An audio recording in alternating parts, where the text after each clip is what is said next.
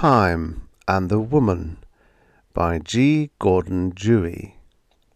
Originally published in Orbit, December 1953. Narrated by Tom Trussel. Ninon stretched and purred almost. There was something lazily cat-like in her flexing, languid, yet ferally alert. The silken softness of her couch yielded to her body as she rubbed against it in sensual delight. There was almost the litheness of youth in her movements. It was true that some of her joints seemed to have a hint of stiffness in them, but only she knew it. And if some of the muscles beneath her polished skin did not respond with quite the resilience of the youth they once had, only she knew that, too. But they would again, she told herself fiercely. She caught herself. She had let down her guard for an instant, and a frown had started. She banished it imperiously. Frowns, just one frown, could start a wrinkle, and nothing was as stubborn as a wrinkle. One soft, round, white, long-nailed finger touched here and there, the corners of her eyes, the corners of her mouth, smoothing them. Wrinkles acknowledged only one master, the bio-knife of the facial surgeons. But the bio-knife could not thrust deep enough to excise the stiffness in a joint, was not clever enough to remould the outlines of a figure where they were beginning to blur and sag. No one else could see it, yet, but Ninon could. Again the frown almost came, and again she scourged it fiercely into the back of her mind. Time was her enemy, but she had had other enemies and destroyed them one way or another, cleverly or ruthlessly as circumstances demanded. Time, too, could be destroyed or enslaved. Ninon sorted through her meagre store of remembered reading. Some old philosopher had said, "If you can't whip 'em, join 'em." Crude, but apt. Ninon wanted to smile, but smiles made wrinkles too. She was content to feel that sureness of power in her grasp, the certain knowledge that she, first of all people, would turn time on itself and destroy it. She would be youthful again. She would thread through the ages to come, like a silver needle drawing a golden filament through the layer on layer of the cloth of years that would engarment her eternal youth. Ninon knew how. Her shining grey-green eyes strayed to the one door in her apartment through which no man had ever gone. There, the exercising machines, the lotions, the unguents, the diets, the radioactive drugs, the records of endocrine transplantations, of blood transfusions. She dismissed them contemptuously. Toys, the mirages of a pseudo-youth. She would leave them here for someone else to use in masking the downhill years. There, on the floor beside her, was the answer she had sought so long. A book. Time in relation to time. The name of the author, his academic record in theoretical physics, the cautious scientific wording of his postulates, meant nothing to her. The one thing that had meaning for her was that time could be manipulated, and she would manipulate it. For Ninon. The door chimes tinkled intimately. Ninon glanced at her watch. Robert was on time. She arose from the couch, made sure that the light was behind her at just the right angle so he could see the outlines of her figure through the sheerness of her gown, then went to the door and opened it. A young man stood there, young, handsome, strong, his eyes aglow with a desire he felt, Ninon knew, when he saw her. He took one quick step forward to clasp her in his strong young arms.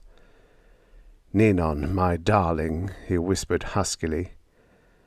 Ninon did not have to make her voice throaty any more, and that annoyed her too. Once she had had to do it deliberately, but now, through the years, it had deepened. "Not yet, Robert," she whispered. She let him feel the slight but firm resistance so nicely calculated to breach his own, watched the deepening flush of his cheeks with a clinical sureness that 1,000 such experiences with men had given her. Then, "Come in, Robert," she said, moving back a step. "I've been waiting for you." She noted, approvingly, that Robert was in his spaceman's uniform, ready for the morrow's flight, as he went past her to the couch. She pushed the button which closed and locked the door, then seated herself beside the young spaceman on the silken couch. His hands rested on her shoulders, and he turned her until they faced each other. "Ninon," he said, "you are so beautiful. Let me look at you for a long time, to carry your image with me through all of time and space." Again, Ninon let him feel just a hint of resistance, and risked a tiny pout. "If you could just take me with you, Robert." Robert's face clouded. "If I only could," he said wistfully. "If there were only room. But this is an experimental flight. No more than 2 can go." Again his arms went around her, and he leaned closer. "Wait," Ninon said, pushing him back. "Wait? Wait for what?" Robert glanced at his watch. "Time is running out. I have to be at the spaceport by dawn, 3 hours from now." Ninon said, "But that's 3 hours, Robert." "But I haven't slept yet tonight. There's been so much to do. I should rest a little." "I'll be more than rest for you." "Yes, Ninon. Oh, yes." "Not yet, darling." Again her hands were between them. "First, tell me about the flight tomorrow." The young spaceman's eyes were puzzled, hurt. "But, Ninon, I've told you before. There is so much of you that I want to remember, so little time left, and you'll be gone when I get back." Ninon let her grey-green eyes narrow ever so slightly as she leaned away from him. But he blundered on. "Or very old. No longer the Ninon I know." "Oh, all right. But you know all this already. We've had space flights for years, but only rocket-powered, restricting us to our own system. Now we have a new kind of drive. Theoretically, we can travel faster than light. How many times faster we don't know yet. I'll start finding out tomorrow, with the first test flight of the ship in which the new drive is installed. If it works, the universe is ours. We can go anywhere." "Will it work?" Ninon could not keep the avid greediness out of her voice. Robert said, hesitantly, "We think it will. I'll know better by this time tomorrow." "What of you? Of me? What does this mean to us? To people?" Again the young spaceman hesitated. We don't know yet. We think that time won't have the same meaning to everyone." "When you travel faster than light? Is that it?" "Well, yes, something like that." "And I'll be old or dead when you get back? If you get back?" Robert leaned forward and buried his face in the silvery blonde hair which swept down over Ninon's shoulders. "Don't say it, darling," he murmured. This time Ninon permitted herself a wrinkling smile. If she was right, and she knew she was, it could make no difference now. There would be no wrinkles, There would be only the soft, flexible skin, naturally soft and flexible, of real youth. She reached behind her, over the end of the couch, and pushed 3 buttons. The light, already soft, dimmed slowly to the faintest of glows. A suave, perfumed dusk, as precisely calculated as was the exact rate at which she let all resistance ebb from her body. Robert's voice was muffled through her hair. "What were those clicks?" he asked. Ninon's arms stole around his neck. "The lights," she whispered, "and a little automatic warning to tell you when it's time to go." The boy did not seem to remember about the 3rd click. Ninon was not quite ready to tell him yet, but she would. 2 hours later, a golden-voiced bell chimed, softly, musically. The lights slowly brightened to no more than the lambent glow which was all that Ninon permitted. She ran her fingers through the young spaceman's tousled hair and shook him gently. "It's time to go, Robert," she said. Robert fought back from the stubborn grasp of sleep. "So soon?" he mumbled. "And I'm going with you," Ninon said. This brought him fully awake. "I'm sorry, Ninon, you can't." He sat up and yawned, stretched, the healthy stretch of resilient youth. Then he reached for the jacket he had tossed over on a chair. Ninon watched him with envious eyes, waiting until he was fully alert.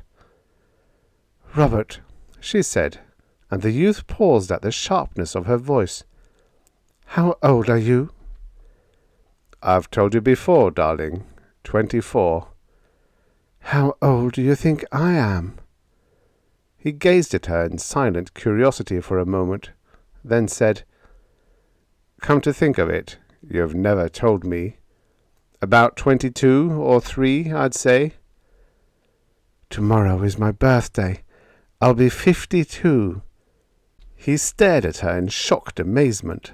Then, as his gaze went over the smooth lines of her body, the amazement gave way to disbelief, and he chuckled. "The way you said it, Ninon, almost had me believing you. You can't possibly be that old, or anywhere near it. You're joking." Ninon's voice was cold. She repeated it. "I am 52 years old. I knew your father before you were born." This time she could see that he believed it. The horror he felt was easy to read on his face while he struggled to speak. "Then, God help me, I've been making love to an old woman." His voice was low, bitter, accusing. Ninon slapped him. He swayed slightly. Then his features froze as the red marks of her fingers traced across his left cheek. At last he bowed, mockingly, and said, "Your pardon, madame, I forgot myself. My father taught me to be respectful to my elders." For that, Ninon could have killed him. As she turned to leave, her hand sought the tiny, feather-light beta gun cunningly concealed in the folds of her gown. But the driving force of her desire made her stay her hand. "Robert," she said in peremptory tones. The youth paused at the door and glanced back, making no effort to conceal the loathing she had aroused in him. "What do you want?"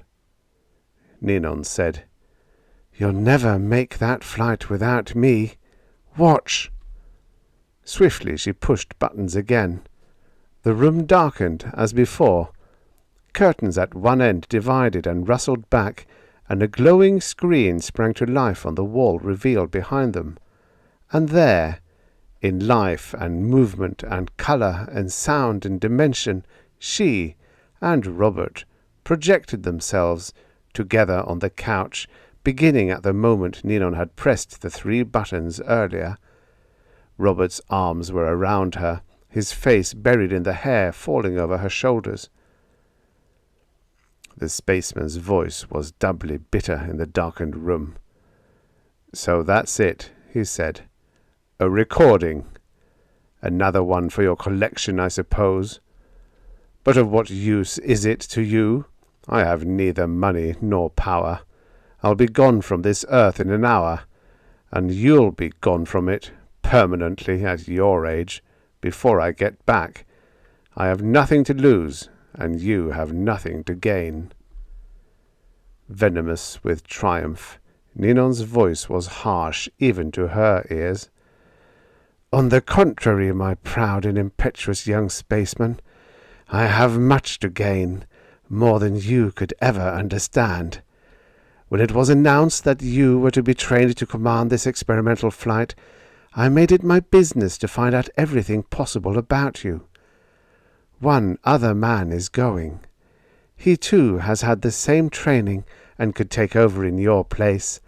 A third man has also been trained to stand by in reserve. You are supposed to have rested and slept the entire night. If the Commandant of Space Research knew that you had not—" "I see. That's why you recorded my visit tonight. But I leave in less than an hour. You'd never be able to tell Commander Pritchard in time to make any difference, and he'd never come here to see." Ninon laughed mirthlessly, and pressed buttons again. The screen changed, went blank for a moment, then figures appeared again. On the couch were she and a man, middle-aged, dignified in appearance, uniformed. Blaine Pritchard, Commandant of Space Research. His arms were around her, and his face was buried in her hair. She let the recording run for a moment, then shut it off and turned up the lights. To Robert she said, "I think Commander Pritchard would be here in 5 minutes if I called and told him that I have information which seriously affects the success of the flight." The young spaceman's face was white and stricken as he stared for long moments, wordless, at Ninon. Then, in defeated tones, he said, "You scheming witch, what do you want?" There was no time to gloat over her victory. That would come later. Right now, minutes counted. She snatched up a cloak, pushed Robert out through the door, and hurried him along the hall and out into the street where his car waited. "We must hurry," she said breathlessly. "We can get to the spaceship ahead of schedule, before your flight partner arrives, and be gone from Earth before anyone knows what is happening. I'll be with you in his place." Robert did not offer to help her into the car, but got in first and waited until she closed the door behind her, then sped away from the curb and through the streets to the spaceport. Ninon said, "Tell me, Robert, isn't it true that if a clock recedes from Earth at the speed of light, and if we could watch it as it did so, it would still be running, but it would never show later time?" The young man said gruffly, "Roughly so, according to theory." "And if the clock went away from Earth faster than the speed of light, wouldn't it run backwards?" The answer was curtly cautious. "It might appear to." "Then if people travel at the speed of light, they won't get any older." Robert flicked a curious glance at her. "If you could watch them from Earth, they appear not to. But it's a matter of relativity." Ninon rushed on. She had studied that book carefully. "And if people travel faster than light, a lot faster, they'll grow younger, won't they?" Robert said, "So that's what's in your mind." He busied himself with parking the car at the spaceport, then went on. "You want to go back in the past 30 years and be a girl again, while I grow younger too, into a boy, then a child, a baby, at last nothing." "I'll try to be sorry for you, Robert." Ninon felt again for her beta gun as he stared at her for a long minute, his gaze a curious mixture of amusement and pity. Then, "Come on," he said flatly, turning to lead the way to the gleaming spaceship which poised, towering like a spire, in the centre of the blast-off basin, and added, "I think I shall enjoy this trip, madame, more than you will." The young man's words seemed to imply a secret knowledge that Ninon did not possess. A sudden chill of apprehension rippled through her, and almost she turned back. But no, there was the ship. There was youth and beauty and the admiration of men, real admiration. Suppleness in her muscles and joints again. No more diets, no more transfusions, no more transplantations, no more the bio-knife. She could smile again, or frown again, and after a few years she could make the trip again and again. The spaceship stood on fiery tiptoes and leaped from Earth high into the heavens, out and away, past rusted Mars, past the busy asteroids, past the sleeping giants, Jupiter and Saturn, past pale Uranus and Neptune, and frigid, shivering Pluto, past a senseless, flaming comet rushing inward towards its rendezvous with the sun, and on out of the system into the steely blackness of space, where the stars were hard, burnished points of light, unwinking, motionless eyes staring at the ship, staring through the ports at Ninon, where she lay, stiff and bruised and sore, in the contoured acceleration sling. The yammering rockets cut off, and the ship seemed to poise on the ebon lip of a vast Stygian abyss. Joints creaking, muscles protesting, Ninon pushed herself up and out of the sling against the artificial gravity of the ship. Robert was already seated at the controls. "How fast are we going?" she asked, and her voice was rusty and harsh. "Barely crawling astronomically," he said shortly. "About 46,000 miles a minute." "Is that as fast as the speed of light?" "Hardly, madame," he said with a condescending chuckle. "Then make it go faster," she screamed. "And faster and faster! Hurry! What are we waiting for?" The young spaceman swiveled about in his seat. He looked haggard and drawn from the strain of the long acceleration. Despite herself, Ninon could feel the sagging in her own face, the sunkenness of her eyes. She felt tired, hating herself for it, hating having this young man see her. He said, "The ship is on automatic control throughout. The course is plotted in advance. All operations are plotted. There is nothing we can do but wait. The light drive will cut in at the planned time." "Time! Wait! That's all I hear!" Ninon shrieked. "Do something!" Then she heard it. A low moan, starting from below the limit of audibility, then climbing up and up and up and up, until it was a nerve-plucking whine that tore into her brain like a white-hot tuning fork. And still it climbed, up beyond the range of hearing, and up still more, till it could no longer be felt. But Ninon, as she stumbled back into the acceleration sling, sick and shaken, knew it was still there. The light drive. She watched through the ports. The motionless, silent stars were moving now, coming toward them, faster and faster, as the ship swept out of the galaxy, shooting into her face like blazing pebbles from a giant slingshot. She asked, "How fast are we going now?" Robert's voice sounded far off as he replied, "We are approaching the speed of light." "Make it go faster!" she cried. "Faster! Faster!" She looked out the ports again. looked back behind them, and saw shining specks of glittering blackness falling away to melt into the sootiness of space. She shuddered, and knew without asking that these were stars dropping behind at a rate greater than light speed. "Now how fast are we going?" she asked. She was sure that her voice was stronger, that strength was flowing back into her muscles and bones. "Nearly twice light speed." "Faster!" she cried. "We must go much faster. I must be young again, youthful and gay and alive and happy. Tell me, Robert, do you feel younger yet?" He did not answer. Ninon lay in the acceleration sling, gaining strength, and, she knew, youth. Her lost youth coming back, to be spent all over again.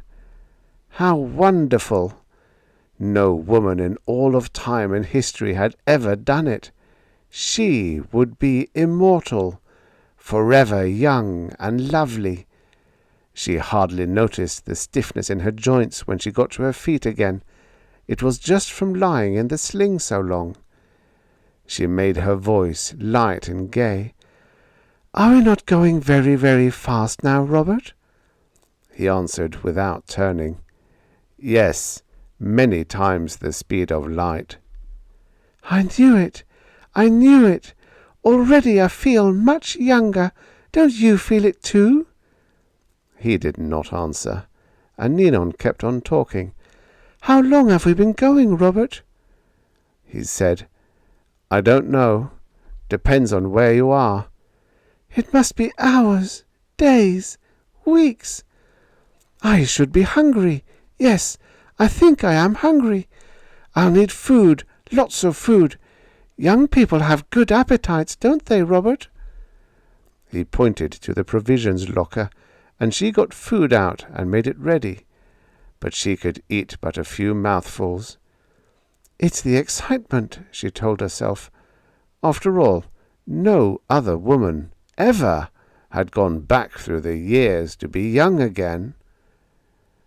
Long hours she rested in the sling, gaining more strength for the day when they would land back on earth and she could step out in all the springy vitality of a girl of 20.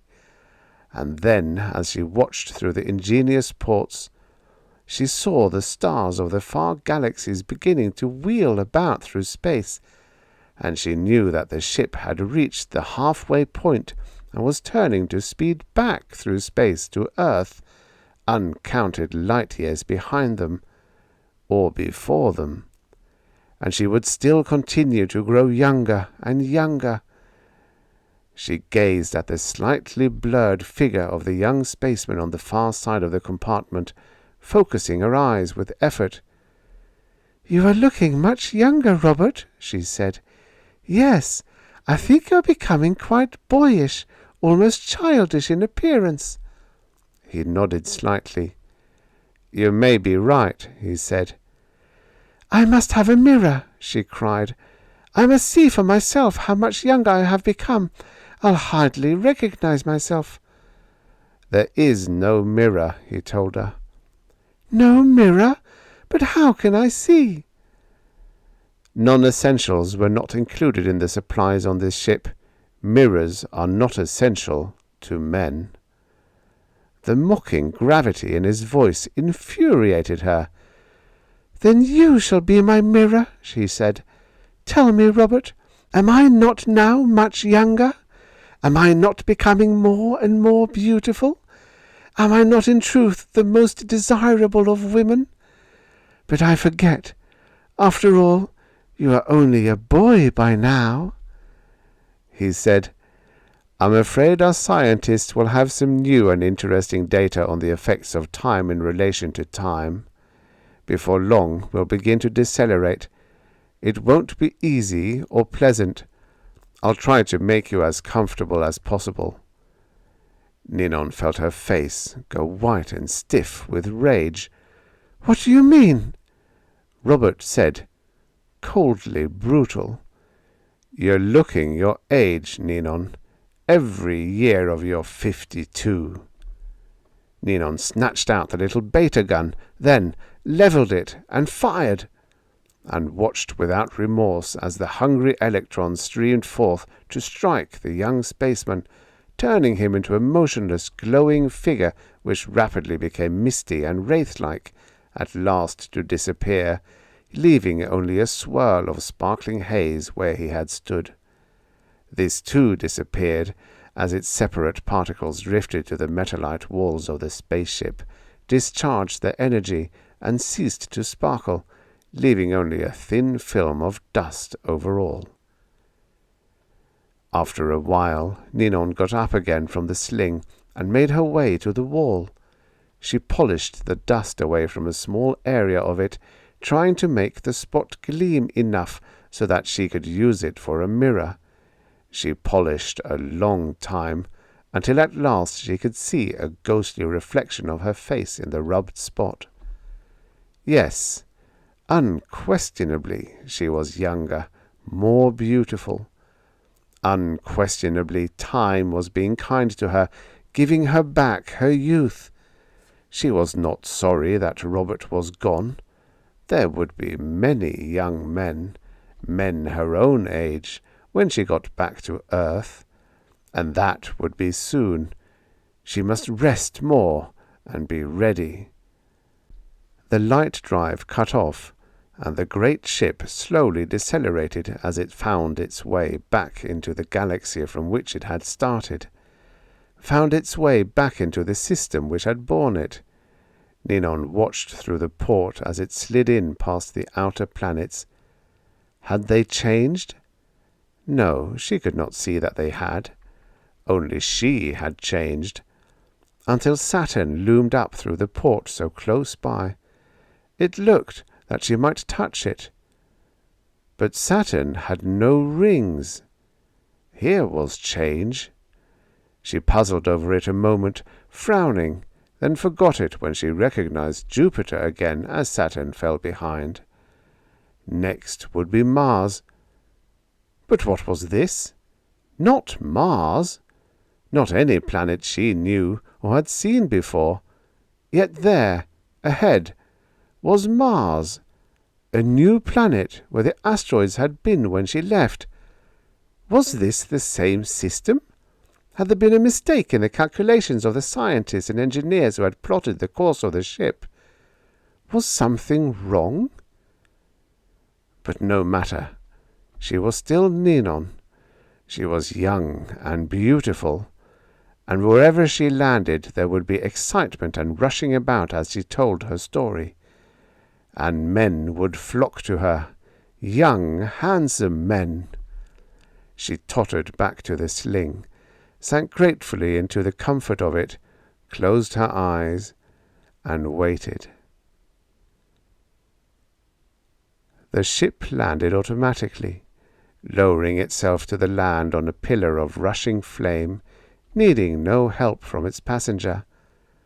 Then the flame died away, and the ship and Ninon rested, quietly, serenely, while the rocket tubes crackled and cooled. The people outside gathered at a safe distance from it, waiting until they could come closer and greet the brave passengers who had voyaged through space from no one knew where. There was shouting and laughing and talking and much speculation. "The ship is from Mars, the red planet," someone said. And another, No, it is not of this system. See how the hull is pitted. It has travelled from afar." An old man cried, "It is a demon ship. It has come to destroy us all." A murmur went through the crowd, and some moved farther back for safety, watching with alert curiosity. Then an engineer ventured close and said, "The workmanship is similar to that in the spaceship we are building, yet not the same. It is obviously not of our Earth." And a savant said, "Yes, not of this Earth. But perhaps it is from a parallel time stream, where there is a system with planets and peoples like us." Then a hatch opened in the towering flank of the ship, and a ramp slid forth and slanted to the ground. The mingled voices of the crowd attended it. The fearful ones backed farther away. Some stood their ground, and the braver ones moved closer. But no one appeared in the open hatch. No one came down the ramp. At last the crowd surged forward again. Among them were a youth and a girl who stood, hand in hand, at the foot of the ramp, gazing at it and the ship with shining eyes, then at each other. She said, "I wonder, Robin, what it would be like to travel through far space on such a ship as that." He squeezed her hand and said, "We'll find out, Nina. Space travel will come, in our time, they've always said, and there is the proof of it." The girl rested her head against the young man's shoulder. "You'll be one of the first, won't you, Robin? And you'll take me with you?" He slipped an arm around her. "Of course. You know, Nina, our scientists say that if one could travel faster than the speed of light, one could live in reverse. So when we get old, we'll go out in space very, very fast, and we'll grow young again together." Then a shout went up from the two men who had gone up the ramp into the ship to greet whoever was on board. They came hurrying down, and Robin and Nina crowded forward to hear what they had to report. They were puffing from the rush of their excitement. "There is no one alive on the ship," they cried. "Only an old, withered, white-haired lady lying dead and alone. She must have fared long and far to have lived so long, to be so old in death. Space travel must be pleasant indeed. It made her very happy, very, very happy, for there is a smile on her face." The end. Subscribe for your daily stories of futures past. You know, many of these stories were written in a time where 50 years ago was in the future.